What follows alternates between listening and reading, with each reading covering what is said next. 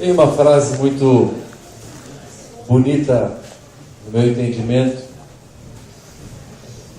que está escrita num livro que o Coronel Alberto me deu de presente, que diz assim: cadetes, ide comandar, aprendei a obedecer. E foi escrita por Marechal José Pessoa. Quando nós falamos de comando, nós precisamos falar sobre obediência. É impossível comando sem obediência. E quem quer comandar precisa aprender a obedecer. E quando eu falo hoje sobre o Sermão do Monte, o Sermão do Monte, ele exige obediência, mas não é algo que eu vou conseguir aprender assim como eu aprendo no exército, por exemplo, a obedecer. Se não vai por bem, cadeia, até aprender a obedecer. Então, irmãos, o Sermão do Monte nós vamos ter que aprender a obedecer, mas sozinhos nós não conseguimos. Quero convidar você a meditar sobre um texto. Deixa eu só conectar aqui.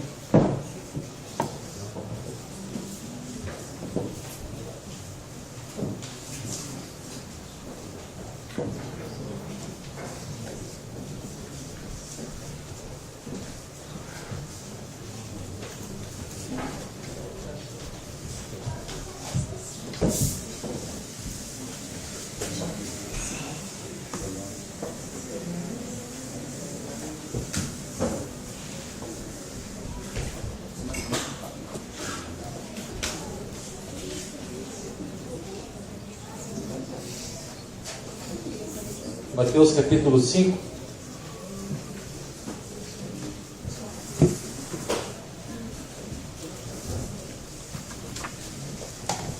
O Sermão do Monte é um conjunto de ensinamentos de Jesus diretamente para seus discípulos. Por que Jesus ensinou apenas aos discípulos, mas não ousou ensinar para a multidão? Apesar de ele olhar para a multidão, como diz no início do texto, o que diz lá no início do texto? Vendo Jesus as multidões, ele não estava ensinando. Ele não estava ensinando as multidões, mas ele viu as multidões. E ele começou a ensinar os seus discípulos. Por que devemos entender que o ensino aos discípulos é algo que nós devemos copiar? Porque nem todos estão dispostos a praticar aquilo que se ensina.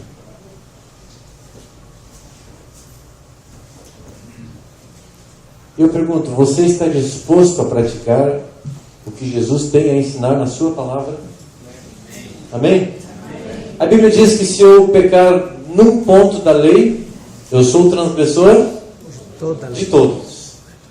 Da mesma forma, o Sermão da Montanha, nos 3 capítulos de Mateus, 5, 6 e 7, ele não pode ser entendido apenas parcialmente, uma parte. Ou eu pratico ele completamente, ou eu não consigo praticar absolutamente nada. E todo o sermão ele começa através da primeira bem-aventurança que diz: bem-aventurados os humildes de espírito, porque deles é o reino dos céus. Irmãos, como está a nossa vida de estudo da palavra?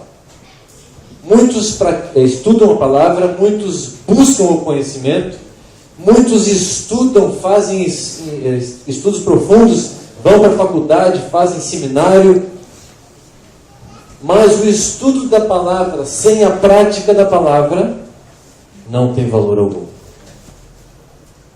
Os fariseus faziam isso. Eles estudavam muito a palavra. Eles exigiam muito do povo. Os saduceus, então, nem se fala.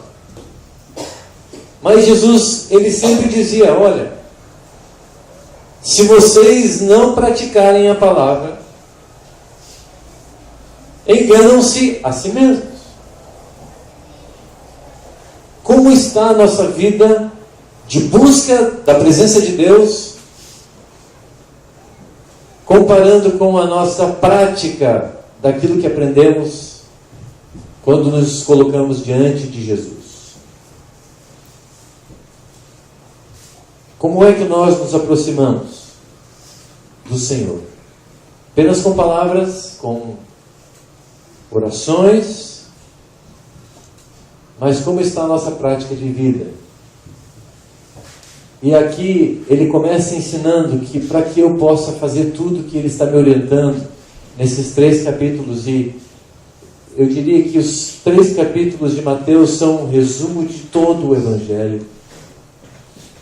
E claro, eu poderia dizer que todo o Evangelho se resume em 2 mandamentos: amar a Deus com todas as minhas forças, acima de qualquer outra coisa, e amar ao próximo como a mim mesmo.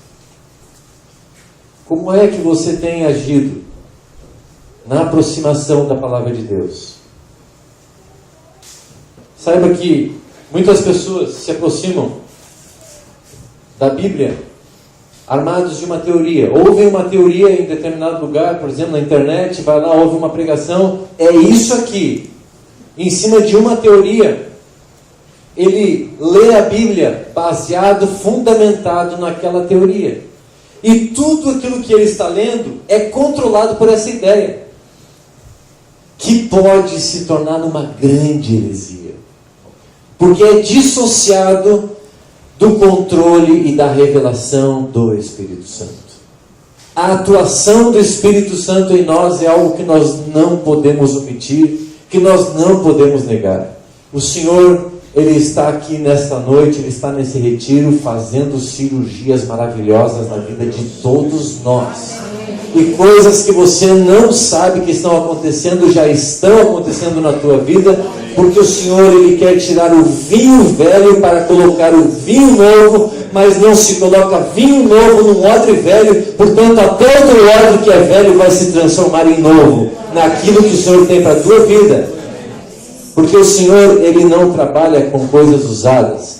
Deus não compra carro usado, Deus não compra roupas usadas. Deus, Ele quer te dar um novo. Não estou falando de coisas físicas, estou falando de coisas espirituais. O que passou, passou. Agora o que é novo na tua vida, Deus quer trazer. Amém?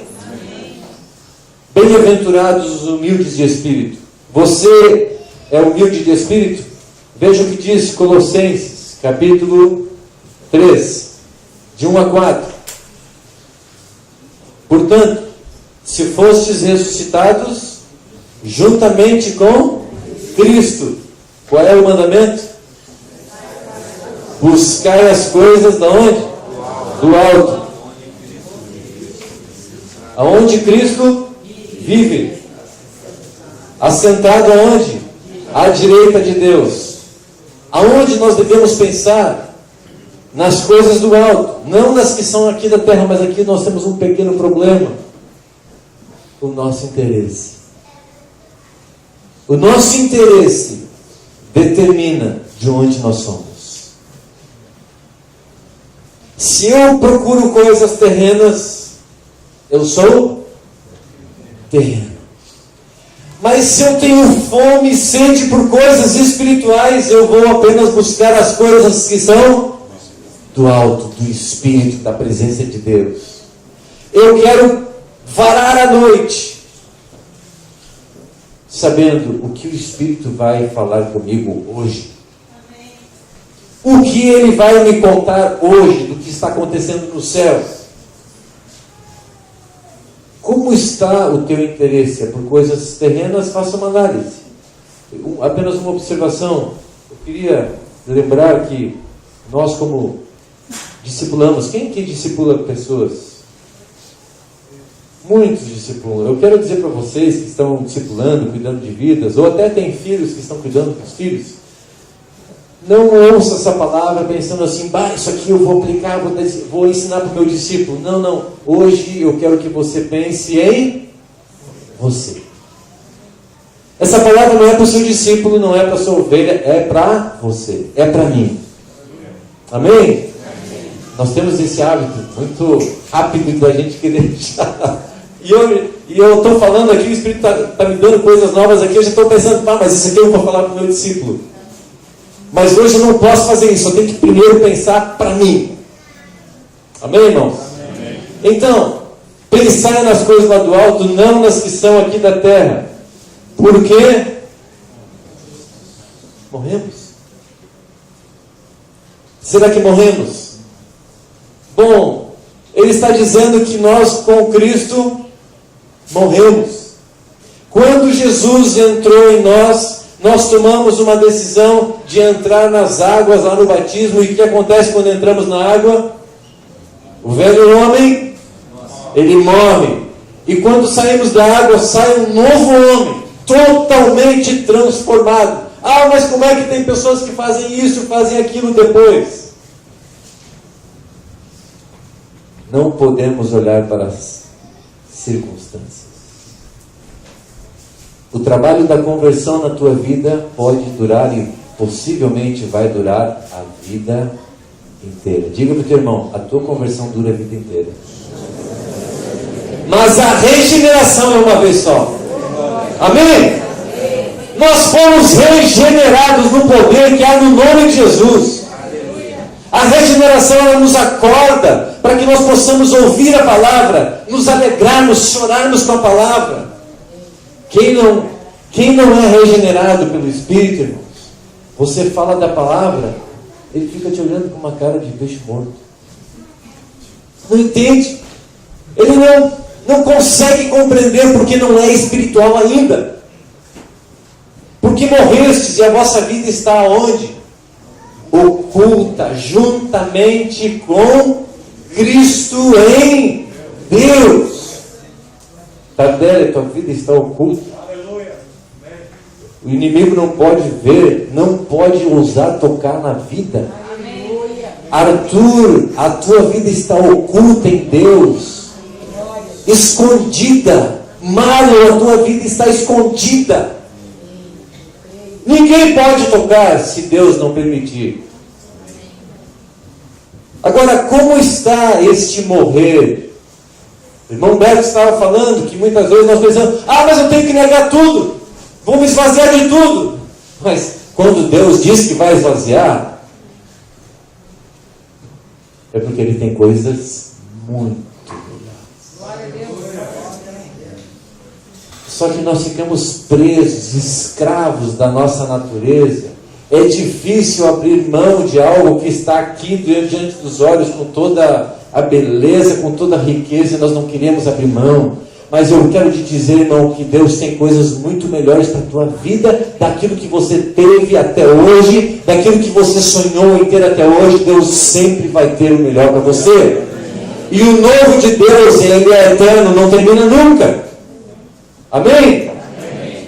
Veja só, quando Cristo, que é a nossa vida, se manifestar, então também sereis vós manifestados com Ele como?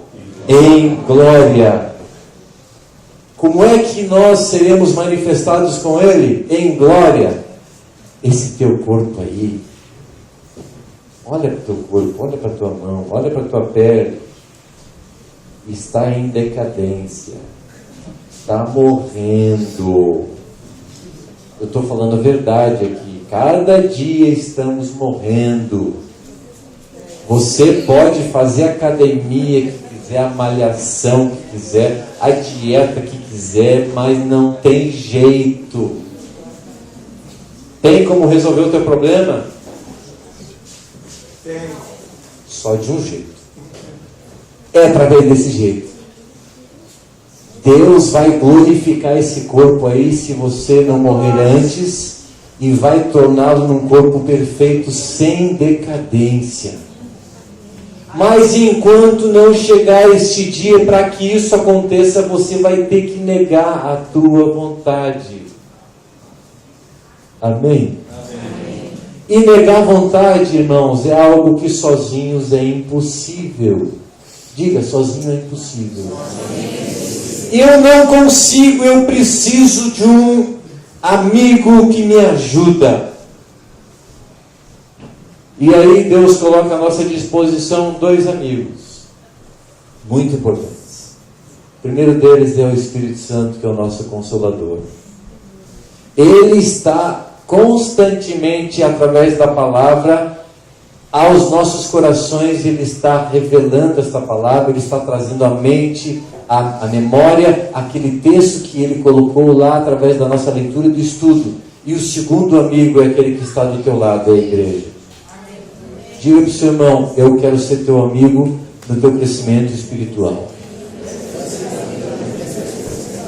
E aqui Paulo vai dizendo: fazei, pois, morrer a vossa natureza terrena.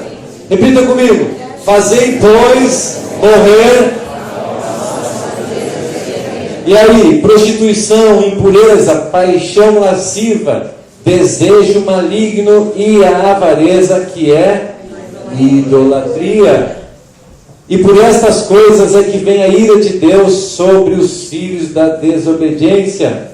Ora, nestas mesmas coisas andastes vós também noutro tempo, quando vivies nelas. Agora, porém, qual é a palavra? Despojai-vos. Quantos gostam de roupinha nova?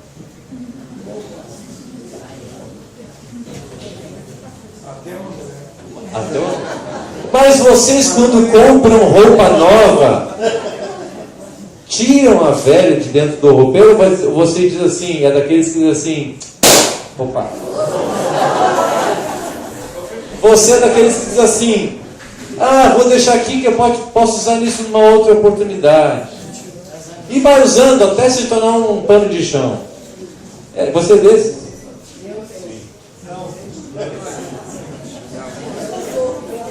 Tem muita gente que faz isso. Olha, eu conheço um pastor, amigo meu, estava com a gente lá em Miami. Esse pastor um dia chegou em casa, olhou para o guarda-roupa e disse: Senhor, tenha misericórdia de mim, porque eu não aguento mais estas roupas velhas. É um pastor muito simples, muito abençoado. Sabe o que Deus disse para ele? Joga fora o velho, para que venha o novo. Ele pegou os 7 ternos dele, deu tudo. E a esposa dele viu ele fazendo isso. Tu é maluco? O que tu vai vestir domingo? Não, Deus mandou eu dar. Irmãos, aconteceu um milagre. Ele ganhou não apenas um, ele ganhou muitos ternos. Por quê? Sempre que eu quero o novo, não saia, só um pouquinho, não saia por aí dando roupa. Esta revelação e esta fé foi dele, não significa que a tua também. Esta unção, olha.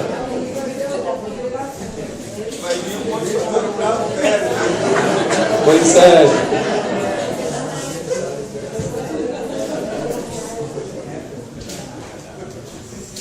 Esse mesmo irmão, esse mesmo pastor me deu um Mustang quando eu estava lá, de presente. Só que era um Mustang 82. Mas ele me deu um Mustang. Era em 99. Finalzinho de 99. Para 83 tem algum tempo. 16. 82. Irmãos, você está disposto a abandonar o velho que está na tua vida para que Deus possa encher do novo? Exige sacrifício. Nada chega na nossa mão sem sacrifício. E aqui ele está dizendo: fazei, pois, morrer a vossa natureza terrena. Despojai-vos do velho homem. As tuas práticas lá do mundo têm que ser sacrificada, tem que ser crucificada, tem que ser eliminada da tua vida, porque no reino de Deus tudo é diferente. Repita comigo: no reino de Deus tudo é diferente. Fazei por morrer, ora. Agora, porém, despojai-vos igualmente de tudo isto: ira, indignação, maldade, maledicência, linguagem obscena do vosso falar. Não mintais uns aos outros, uma vez que vos despistes do velho homem com os seus feitos e vos revestistes do novo homem, que se refaz para o pleno conhecimento segundo a imagem daquele que o criou, no qual não pode haver grego, nem judeu, circuncisão, nem incircuncisão, bárbaro, cita, escravo, livre, porém Cristo é tudo em todos. Saiba que diante de Deus hoje, Ele olha para você não como um homem, não como uma mulher, não como brasileiro, não como africano, não como rico, não como pobre. Deus te olha como alguém que foi pago um alto preço. Filho amado do Senhor. Amém? Amém. Não existe mais diferença. Agora, para que isso aconteça, para que Ele veja que nós todos somos filhos dEle, eu preciso me colocar numa posição de corpo de Cristo. E corpo de Cristo significa que eu sou igual a Cristo. Eu ando como Cristo, eu falo como Cristo, eu penso como Cristo. As minhas atitudes são de alguém que faz parte do corpo de Cristo. E nesse Sermão do Monte, Ele está dizendo: olha, vocês precisam praticar. E a porta de entrada da prática deste sermão é a humildade de espírito. Amém? Amém. Como é a tua vida? A humildade de espírito não é algo que nós podemos fabricar. Assim como a alegria, eu posso ter uma atitude alegre. É ou não é? Mas aquela alegria que brota de dentro do nosso espírito, comandado pelo Espírito de Deus, só pode vir do Espírito de Deus. Porque a nossa alegria natural, ela tem limites, ela tem situações que a alegria se foi.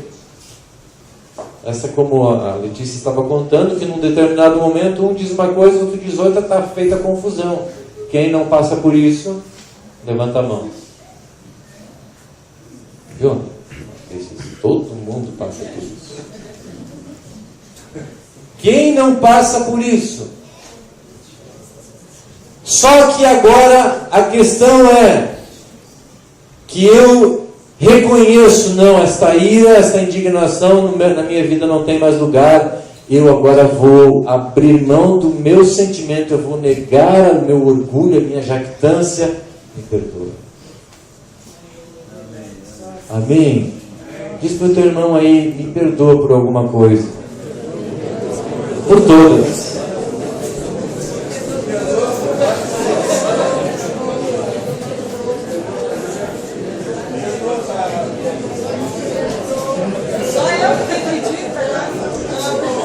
Vamos ler todos juntos esse texto. Bem-aventurados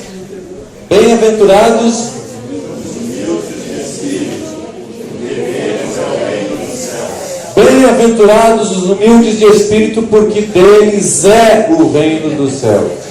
Isso significa dizer, em outras palavras, que no reino de Deus não existe sequer um participante que não seja humilde de espírito.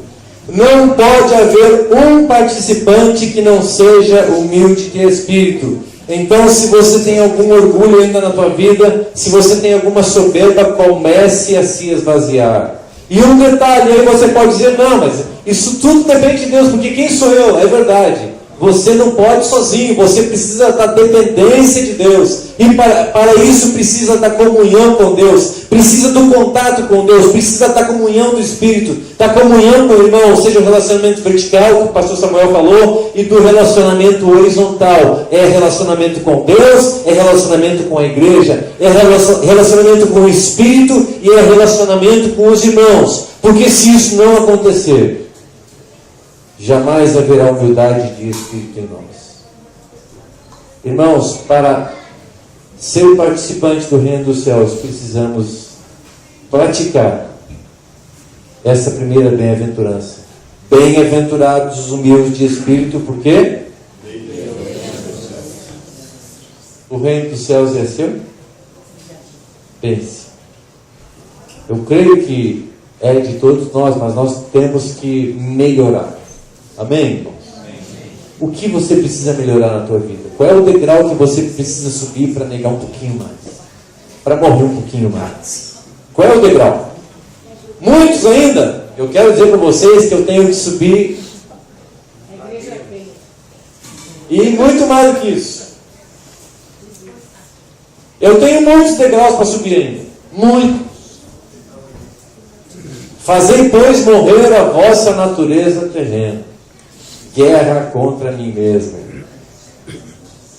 Faça guerra contra você mesmo, contra a tua vontade. Mas pense que logo ali vai vir uma enxurrada de alegria sobre você. Uma enxurrada de vida em abundância sobre a tua vida. Esse sofrimento não é nada comparado com as glórias que o Senhor está preparando para mim e para você. Nada comparado. Esvaziar para encher. Você está disposto a esvaziar? Eu falei em esvaziar o guarda-roupa. Não podemos ser cheios enquanto nós não formos primeiramente esvaziados.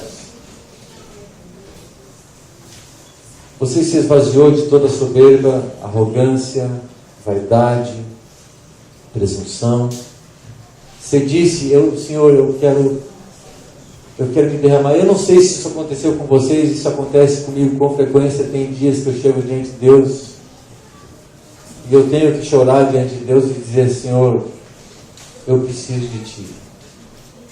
E a única coisa que você consegue fazer é derramar lágrimas na presença do Senhor, porque você está diante dEle. E quem está diante do Senhor, ele não consegue permanecer na presença do Senhor com aquela arrogância, com aquele orgulho, com aquela vaidade. Ele precisa se esvaziar. O Senhor está nesta noite aqui dizendo para você que Ele vai tocar em cada um dos corações aqui presentes, para que você venha a ter um esvaziamento completo, para que Ele possa te encher do novo. O Espírito de Deus está se movendo nesse lugar, para que você possa se encher do novo que Ele tem para a tua vida. Não se pode encher de vinho novo um odre cujo conteúdo não foi ainda totalmente despejado. Você coloca lá na tua casa, quando você está cozinhando, um óleo velho dentro do novo. Nas lancherias eles fazem isso. Você coloca o arroz velho que sobrou do domingo, agora já é quarta, dentro do arroz novinho que você está fazendo. Faz isso. Irmãos, nós muitas vezes queremos aproveitar algo que nós temos em nós e dizemos para Deus, Senhor, eu quero aproveitar isso. Só que no mundo espiritual de Deus, tudo é diferente. Não há comunhão daquilo que você tem, da tua vida natural, para aquela que é espiritual. Nada do que você tem é aproveitável, porque o Senhor vai fazer tudo novo. Quantos querem tudo novo na sua vida? Não é apenas uma parte, é todas as partes novas. Sabe por quê? O Senhor disse na palavra que nós acabamos de ler, que hoje nós temos um corpo natural, humano, decaído, promíscuo, e Ele vai nos glorificar lá naquele dia. Essa glorificação, para que este padrão de glorificação esteja ativo, é preciso que eu já vá adequando o meu corpo, a minha vida, o meu coração, a minha mente a este novo padrão.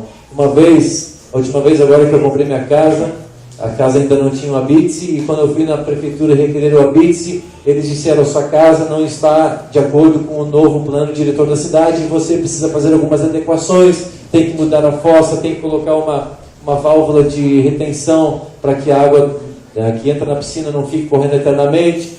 ou a água da piscina volte para dentro do encanamento, você precisa colocar uma caixa de gordura aqui, você precisa fazer isso, precisa fazer aquilo. Então aqui o Senhor está dizendo: fazei morrer a vossa natureza terrena, porque eu vou colocar o corpo de vocês numa glória tal que essa natureza não vai suportar, e vocês precisam entender que morrer é o melhor para vocês agora, porque a glória de Deus vai se manifestar. Você está disposto a ver esta glória na tua vida? Está disposto a pagar o preço para isso? Faz parte essencial do Evangelho a convicção de pecados. Irmão, sem convicção de pecados, nós não vamos a lugar algum. A convicção de pecados precede a conversão. Não existe conversão. Não existe conversão se não houver convicção de pecados. E quem é que faz essa convicção de pecados em nossa vida? Um encontro com Deus. Você precisa estar face a face com Deus, aonde Ele vai mostrar para você a sua glória, e agora você começa a entender que você precisa mudar. Você primeiro está de frente a um amor glorioso do Pai, e você diz: eu não sou nada. Eu preciso de mudança. Irmãos, o Evangelho da graça que salva o pecador, antes de salvar o pecador, ele faz o quê? Condena o pecador. O Evangelho de Cristo condena ao pecador antes de libertá-lo. Nós não podemos cortar etapas no processo da transformação do nosso Deus nas nossas vidas. A humildade de espírito não é algo que nós podemos fabricar. Tem pessoas que nós entendemos que são bem humildes, né? Falam baixinho, são todas assim, tranquilas, caminham devagar, se gesticulam devagar. Já tem outras que têm uma voz de trovão, falam alto, correm, atrapalham, fazem isso, fazem aquilo.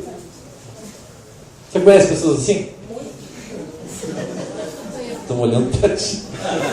Olhando para frente.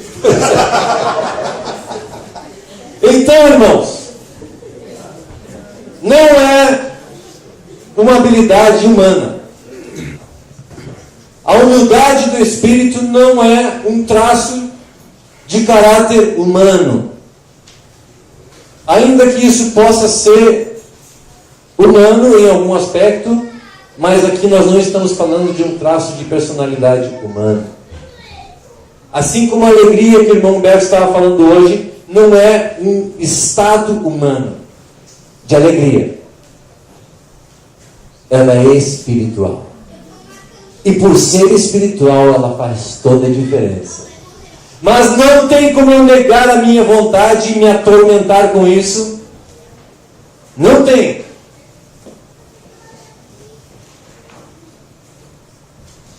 Se eu fizer isso na minha força humana. E para que eu tenha alegria, para que eu seja humilde de espírito, eu preciso atormentar a minha alma. Para que essa alegria humana morra e eu venha descobrir uma eterna e duradoura e muito mais forte, que é a espiritual. Amém? Amém? Você está disposto a pagar esse preço? Está disposto? Olha, eu incentivo vocês, porque depois que o Espírito Santo toca num homem e numa mulher, eles nunca mais serão os mesmos. Davi buscou ao Senhor várias vezes ao dia, mas durante a noite o Senhor o acordava para conversar com ele. Você quer ser acordado pelo Senhor nesta noite? Você quer ser tocado pelo Espírito de Deus esta noite? Ter visões, sonhos, revelações, começar a falar em línguas, porque o Senhor te deu o dom de línguas e você não consegue controlar a tua língua, você não consegue controlar os seus pensamentos, porque agora desceu dentro do teu quarto a luz do Senhor. Você não consegue abrir os olhos, você não consegue falar, porque o Espírito Santo desceu como uma nuvem, aonde nós subimos uma altitude muito grande, vamos a Gramado, aquela nuvem de repente começa a descer, assim o Espírito Santo na tua vida, de uma hora para outra, ele desce, não há o que você possa fazer. Mas passa pela humildade de espírito. E a palavra já está dizendo: bem-aventurados os humildes de espírito, significando que isto é espiritual, não tem nada a ver com físico. Amém? Amém. Dá um tapinha no teu irmão aí, não dorme, acorda.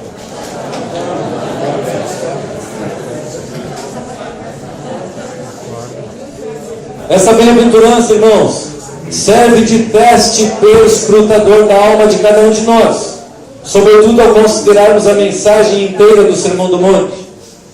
Não é algo que nós possamos fazer sozinhos. Faça o teste na tua vida.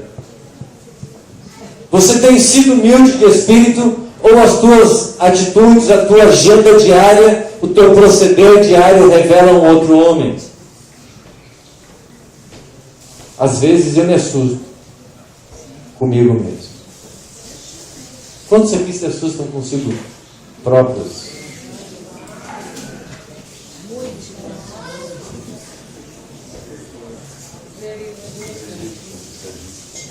Eu fico pensando, como é que eu fui fazer isso? Como eu fui dizer isso? Como eu fui pensar isso? E às vezes para os que nós mais amamos.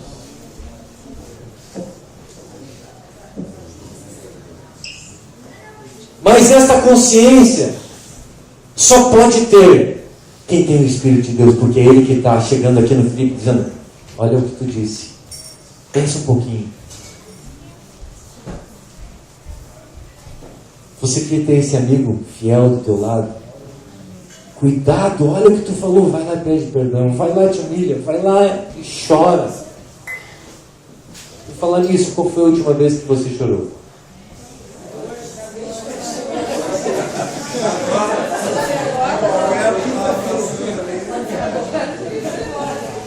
Olha, o casamento da Letícia e do André é um bom momento para nós chorarmos, um bom momento para nós nos alegrarmos.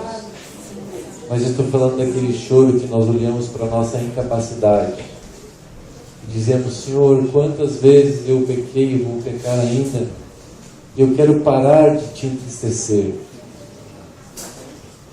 Eu quero parar de fazer essas coisas que me ferem os irmãos, ferem a igreja, ferem o nome de Cristo, trazem maldição. Eu não aguento mais. Por isso, irmãos, nós não podemos fazer sozinhos.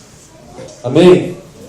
Não é algo que nós possamos fazer sozinhos ou realizar por nós mesmos. Ricos ou pobres. Tem pessoas que dizem: os pobres têm mais facilidade de entrar no reino dos céus. E a palavra verdadeiramente diz isso. É mais fácil camelo entrar pelo fundo de uma agulha. Não é uma agulhazinha aquela que você bota para ficar em roupas, viu? Uma agulha é uma pequena passagem onde o camelo passa só se ele estiver sem a sua carga e com a ajuda do seu guia, para que ele não entre na cidade sem pagar os devidos impostos. Então ele está falando dessa agulha. É impossível, o camelo sozinho ele não consegue passar por essa agulha. É mais fácil o camelo passar pela agulha do que o rico entrar no reino dos céus.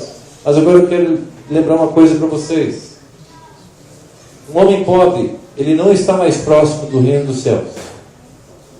Não está. Por quê? Ele não está mais próximo do reino dos céus do que um homem rico. Muitos acham que os pobres têm algumas vantagens. Por que não? Se é que estamos falando deles como homens naturais, é claro, não há mérito nenhum, nem vantagem na pobreza. Quantos gostam de ser pobres? Pergunta para o pobre se ele gosta de ser pobre. Quantos querem ser ricos? No Senhor. Olha, eu gosto da oração de um rei famoso que diz: Senhor, eu não quero muita miséria, eu não quero muita riqueza, eu quero o necessário para que eu possa viver uma vida digna. E esta é a minha oração. Amém, irmãos? Amém. Agora, não existe vantagem nem mérito na pobreza. A pobreza não serve de garantia de espiritualidade para ninguém. Ou serve? Não, claro que não. Como é óbvio, há muitas pessoas pobres que dependem das riquezas. Muitas pessoas pobres dependem das riquezas, assim como muitas pessoas ricas também o fazem.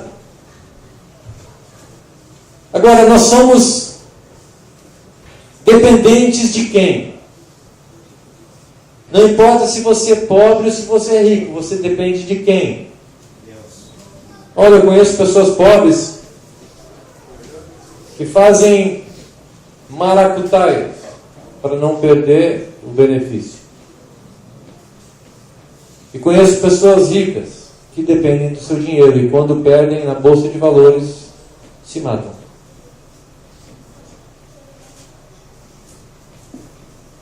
Então, ser rico ou pobre não é garantia nenhuma de espiritualidade, da presença do Espírito Santo na tua vida.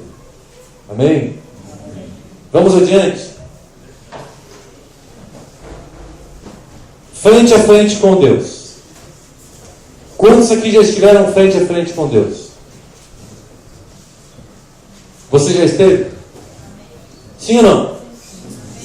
Como é óbvio, nós não estamos considerando um homem face a face com o outro, mas estamos considerando homens frente a frente com Deus. E se alguém na presença de Deus não sentir alguma outra coisa a não ser a mais total penúria de espírito, isso apenas significa que essa pessoa nunca esteve face a face com Deus.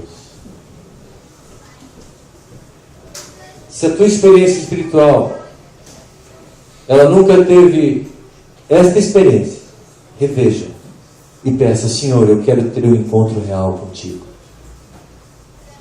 Eu preciso desse encontro real contigo. Eu preciso desta experiência sobrenatural contigo. Eu não quero ficar dependendo dos meus sentimentos naturais, da minha emoção natural. O reino de Deus, ele difere em tudo, irmãos. Difere do quê? Em tudo. De qualquer coisa que nós possamos ter neste mundo.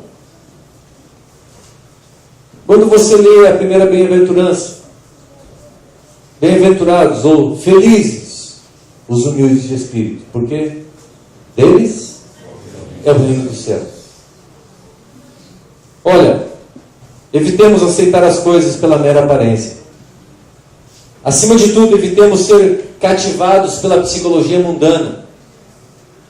E tomemos consciência, desde o princípio, de que qualquer coisa dentro deste mundo é diferente daquele que está no reino dos céus. Totalmente diferente. Aonde está a tua estrutura de valores? Tem pessoas que acham que o reino de Deus é algo que nós podemos fabricar. Um conjunto de lições morais e de justiça moral. Justiça humana. Não tem nada a ver. Como está a tua humildade de espírito? Quero dar alguns exemplos. Quando nós falamos de Gideão, quando chega diante de Deus, ou Deus chega diante dele, o que ele diz? Senhor, isto é impossível. Eu sou da menor tribo de Israel. Como é que tu me escolhes? Porque Gideão chega... Moisés, qual é a desculpa que diz Moisés? Eu não sei falar. Se fosse hoje alguém se apresentando perante uma empresa, o que diria essa pessoa? Olha, meu currículo tem isso, eu tenho essa experiência, eu sou bom nisso, eu faço aquilo. No reino dos céus, no reino de Deus, é diferente. Diz para o teu irmão, no reino de Deus é diferente. Tudo é diferente no reino de Deus. Davi, quando Deus chama Davi para ser o rei, o que Davi diz? O que diz Davi?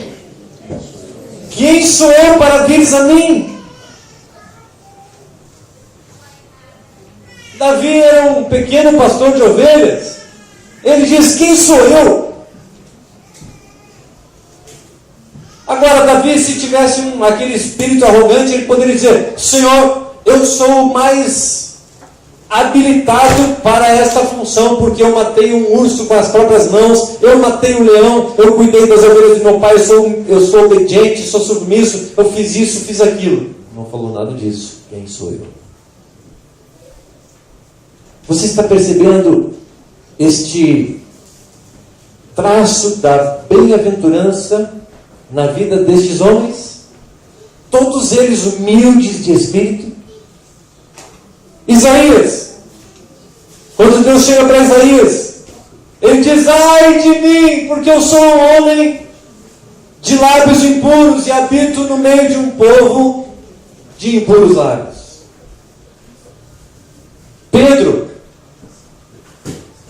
Pedro era arrogante, desbocado, impulsivo. Que mais? Olha, mentiroso. Não por ser pescador, né? Cortador de orelha. Cortador de orelha. Tudo isso. Mas quando Pedro se converteu, e Jesus chega para ele, ele diz: Senhor, retira-te de mim, pois sou pecador. Irmão, você consegue reconhecer que é pecador e que precisa do Senhor todo dia? Ande 1 centímetro fora da presença de Deus e está feita a confusão. Ande 1 centímetro fora da presença do Espírito de Deus e já foi a palavra dura para a esposa, para o filho, para a filha, para seja lá quem for. Ande um pouquinho fora da presença de Deus e você está caminhando num terreno fértil para o diabo tocar na tua vida. Você reconhece que todos esses homens aqui, eles têm essa humildade de espírito, porque o Espírito colocou na vida deles essa humildade, e todos eles foram tremendamente usados por Deus. Você quer ser usado por Deus? Amém. Primeiro passo qual é? Qual é o primeiro passo? Humildade. Mas não adianta você dizer: ok, eu vou me humilhar. Senhor, não. Espírito Santo, eu quero ser humilde de espírito. Vem e coloca na minha vida essa humildade. Eu quero começar praticando essa humildade, mas eu preciso da tua ajuda para praticar essa humildade. Amém, irmãos? A vida, um outro exemplo, a vida de Jesus, ele tinha uma vida de oração. Ninguém consegue ser humilde de espírito se não tiver vida de oração. Como está a tua vida de oração? Quantos... O pastor perguntou agora na conferência lá do pastor Eibe de Santarém, em Fortaleza, pastor que veio lá da Coreia. Perguntou para toda a igreja: quantos aqui têm o hábito de orar 10 horas por dia? Ninguém levantou a mão. Ele: tá bom, vou melhorar um pouco. Quantos aqui oram 5 horas por dia? Ninguém levantou a mão. Quantos oram 4 horas por dia? Sabe quantos levantaram a mão? Ninguém. Quantos oram aqui 3 horas por dia? Irmãos, ninguém levantou a mão. Sabe o que esse pastor disse? Realmente vocês não creem em Jesus. Porque se crescem em Jesus, se crescem em Deus, orariam. No mínimo, 1 hora por dia. Muitas vezes as coisas não acontecem porque nós não oramos. Muitas vezes não temos fé porque nós não oramos. A vida de oração de Jesus, ela é extremamente intensa. O que é intenso na nossa vida hoje?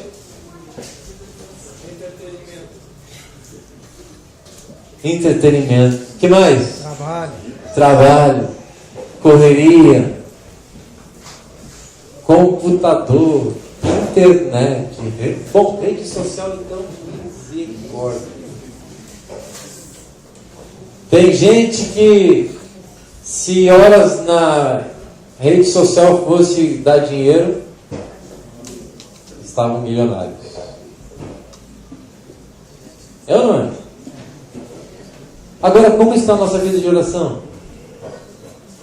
A vida de oração de Jesus ela era intensa.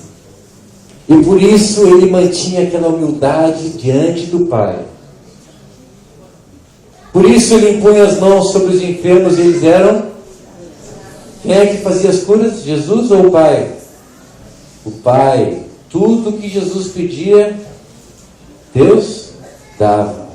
E porque Deus concedeu a Jesus, lembra que lá no finalzinho do capítulo 28 de Mateus, o que Jesus diz? O que Deus diz? Aliás, Jesus, toda a autoridade me foi dada. Por que Deus deu toda a autoridade? Porque Ele aprendeu a obedecer. Ele aprendeu a se submeter. Ele aprendeu a buscar a presença de Deus. Toca no teu irmão e diz: acorda, meu irmão. Pessoas entrando na terceira dimensão já. Acorda. Eu posso parar por aqui já, nesse momento. Mas aí eu vou interromper a bênção de Deus na tua vida. E eu não quero fazer isso. Então, a vida de oração do Senhor Jesus, ela era um exemplo muito grande. Agora, o que é ser humilde de espírito? Ser humilde de espírito é sentir que nada somos, que nada temos e que olhamos para Deus em total submissão a Ele, dependendo inteiramente de sua misericórdia e de sua graça.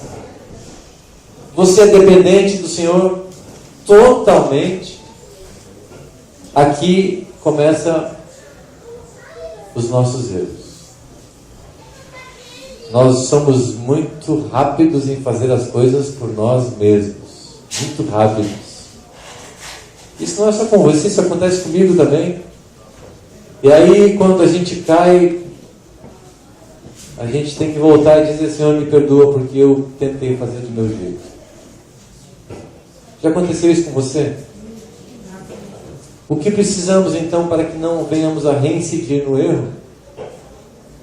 Dependência total do Espírito Santo. Como se adquire dependência total do Espírito?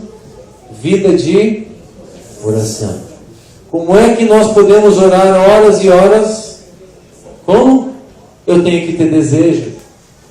Mas só posso ter desejo de ficar horas e horas na presença do Senhor se eu estiver buscando as coisas do alto, pensando nas coisas do alto, olhando para o meu irmão e dizer: puxa, se eu estiver santificado, se eu estiver me separando das coisas humanas, se eu estiver me separando das coisas pecaminosas, eu vou ser cheio do poder de Deus e eu vou poder tocar no meu irmão, ele vai ser curado, ele vai ser transformado, o filho dele vai ser salvo, a filha dele vai ler a Bíblia e vai entender, a rebeldia do filho vai ser retirada. Então eu começo a viver um novo padrão de vida, porque o Espírito Santo de Deus me transformou e agora esse poder está liberado na minha vida para abençoar a igreja do Senhor. Amém. Não é só o pastor, é você que Deus quer usar. Amém? Só que nós ficamos naquela roda viva, aquele círculo vicioso. Nós não oramos, não buscamos a Deus, não pensamos nas coisas de Deus. E aí, por consequência, começamos a pensar em quem? Em nós. E aqui está a raiz de todo o problema. Olha para o teu irmão. Ele merece o teu amor? Merece a tua ajuda? Ou você está pensando só em você? Irmãos, a atitude neste mundo com relação à tua capacidade, qual é? As pessoas dizem: eu sou capaz. Eu sou capaz de competir. Né? Nós vemos aí pessoas em grandes empresas competindo umas com as outras para subir num cargo de gerência, e elas competem. Não, eu sou capaz. E ainda fala mal do companheiro. É ou não é? Ele vai ganhar um salário melhor, então ele precisa acusar o companheiro. Onde é que a gente vê isso muito frequente? Na época de eleições, uns acusam os outros. Agora, no reino de Deus é diferente. No reino de Deus, no que tange a este mundo, essa atitude talvez seja muito boa, essa de estar acusando o outro, neste mundo. Se é que nós gostamos dela, porém, quando uma pessoa já teve ideias aclaradas a respeito do reino de Deus, necessariamente sente-se como quem está morto. Deus chega para ti e diz: eu vou fazer isso na tua vida. Deus chega para João e diz: João, eu tenho uma obra muito importante para ti. E João, lá na ilha de Patmos, como é que ele se sente? E eu me senti como quem? Está morto. Eu me sinto incapaz, as minhas forças se esvaíram. Irmãos, eu não sei se você já teve essa experiência. Mais uma vez, eu estava na igreja, lá em Porto Alegre, no templo. Nós estávamos num culto de grupo de louvor. No grupo de louvor nós fazíamos esse culto. E eu estava tocando no teclado. Tinha vários outros membros ali do nosso grupo cantando. Jairo, Hamilton, Eduardo, Fernando.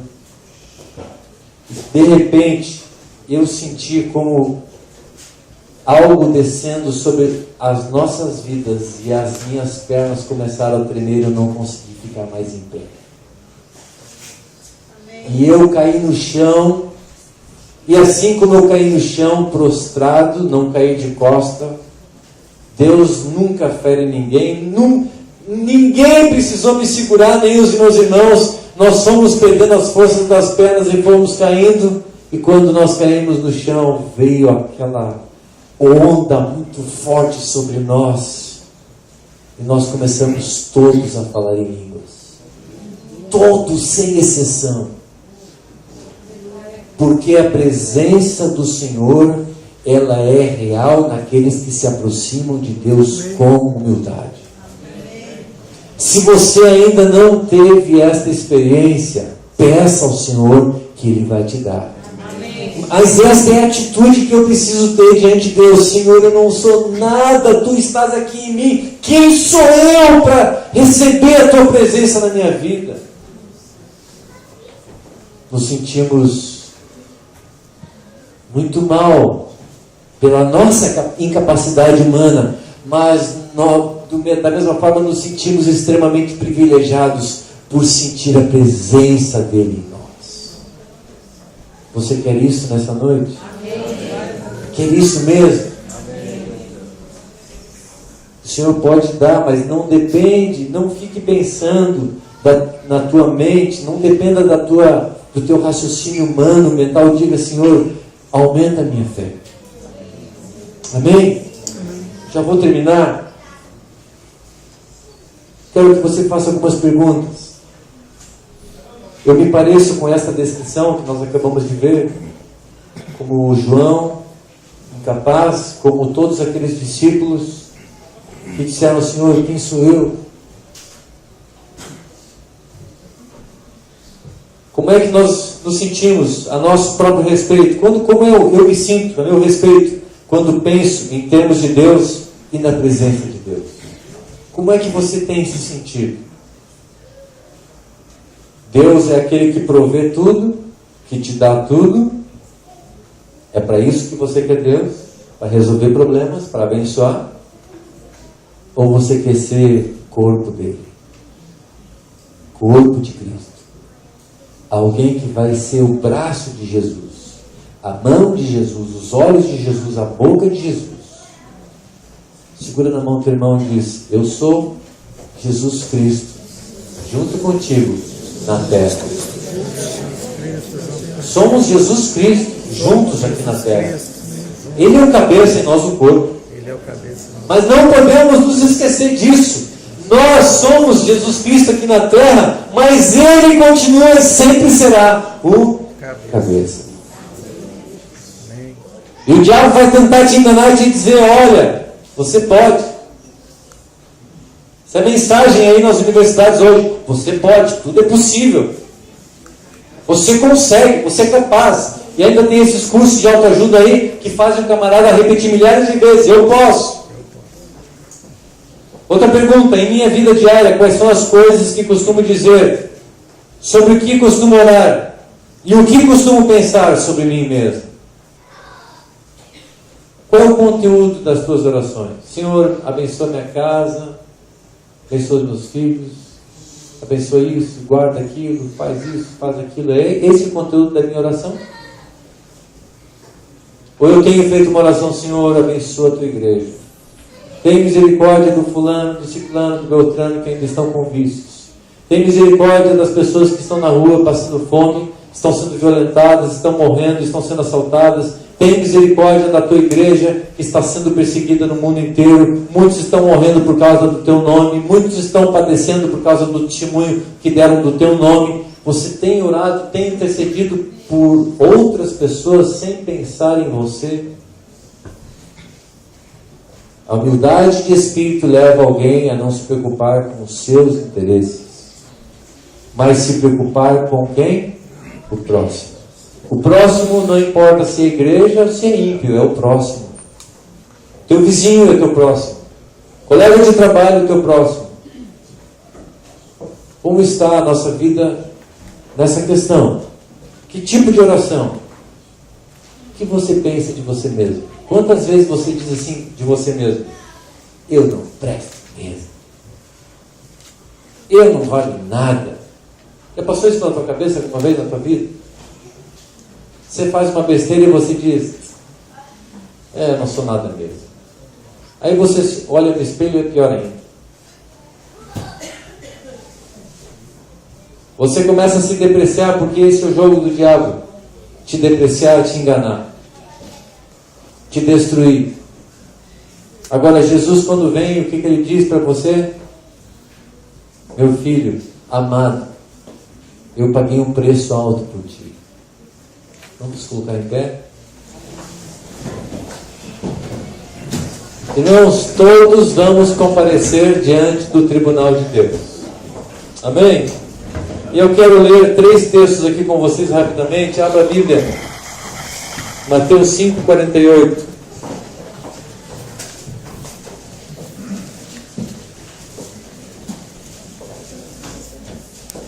Nesse texto diz assim: portanto, sede vós perfeitos, como perfeito é o vosso Pai Celeste.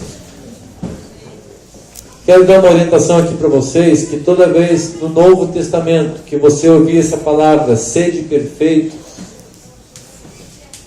é possível nós sermos perfeitos? Há contradições.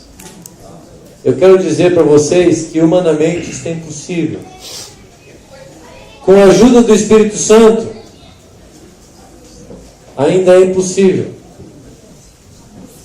Porque o Espírito Santo, ele está sujeito ainda à nossa vontade. Se nós não quisermos, ele não pode fazer. Então, toda palavra, essa palavra perfeito no grego significa maturidade. Toda vez, vai estourando, toda vez que você ouvir sede perfeitos, ele está dizendo: sejam maduros. Na cultura grega, judaica da época de Jesus, uma pessoa alcançava a perfeição ou alcançava a maturidade na idade de 30 a 33 anos. 30 anos. E Jesus começou o ministério com quantos anos? 30. Porque é o sinônimo da perfeição, da maturidade. A época em que o homem atingiu a sua maturidade. Apesar de que tem alguns homens que mesmo com 50 ainda não são maduros, né? E mulheres também. Mas de uma forma geral, com 30 anos se alcança a maturidade. Até o vigor físico, né? Até o vigor físico. Então, ele está dizendo: sede maduros. Como maduro é o vosso Pai Celeste. Deus é perfeito. Eu pergunto: não é possível sermos maduros? Como é que é ser maduro?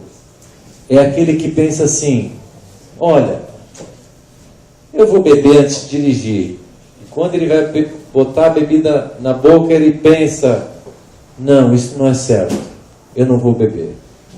Ele Está com vontade, mas ele não faz porque ele é o quê? Maduro. Mas se ele não tem cabeça, o que ele faz? Então, você está disposto a ser perfeito? A olhar para a palavra de Deus, para os mandamentos que há no capítulo 5, 6 e 7. E olha, estava falando com o pastor Samuel aqui antes.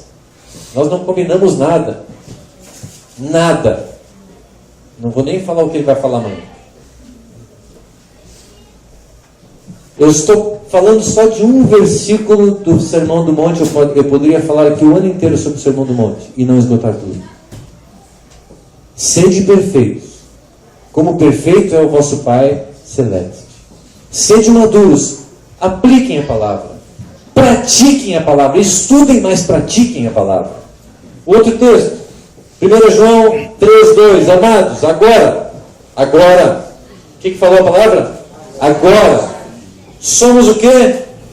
Filhos de Deus, e ainda não se manifestou o que haveremos de ser. Irmão, o que você é ainda não é o que Deus planejou para você. Olha para o teu irmão aí. Essa latinha, diz para ele, essa latinha vai melhorar muito. Vai melhorar muito. Graças a Deus. Essa tua aparência vai melhorar muito. Sem plástica. Por quê? Porque ainda não se manifestou o que veremos de ser.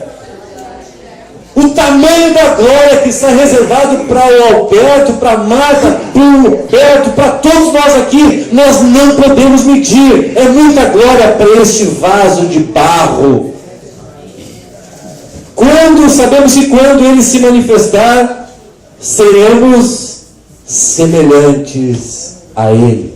A glória de Deus descendo, entrando, saindo de você. Você não vai ser destruído porque ele te glorificou.